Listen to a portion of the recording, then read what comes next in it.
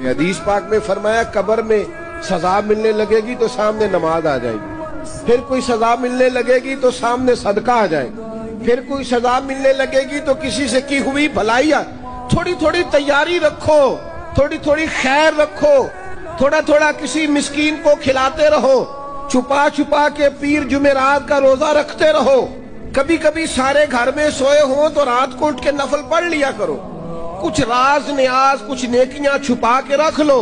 वो बड़ा करीम है, ये जो छुपी हुई नेकियां होती हैं इन पर बड़ा ही फजल फरमाता है।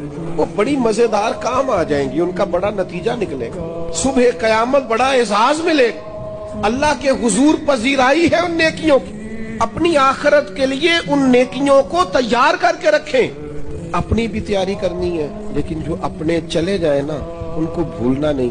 वो जो कब्रों में चले गए वो हमारे अपने। कुछ कब्रें ना बड़ी शिकायत करती हैं, कब्रिस्तान जाएं तो कब्रें शिकायत करती हैं कि जमाना गुजर गया है, कोई आया नहीं। अपने गांव में अगर कब्रिस्तान किसी गांव में है तो वहां भी फोन करो।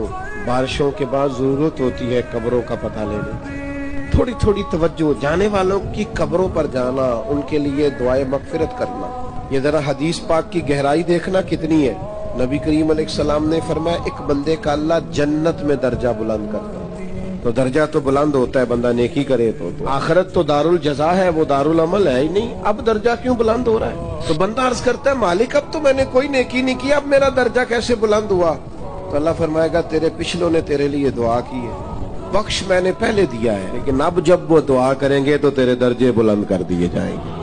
ये जो खत्म शरीफ है ये महाना या सालाना नहीं, ये रोजाना हर रोज कुछ ना कुछ इसाले सवाब, हर रोज दुआए मगफिरत, हर रोज जाने वालों को याद करना। मैं आपसे एक बात अर्ज करूं, मुझे आज तक किसी ने बुलाया नहीं खत्म के लिए कि मेरे परदादा का खत्म है। आप गए कभी किसी ने दावत दी हो परदादा जी का खत्म? बोलो ज्यादा से ज्यादा दादा, कोई बड़ी मुश्किल से, वरना वालिद तक लोग रहते हैं। क्यों नहीं, क्यों भूल गए हम नस्ल नहीं है उनकी।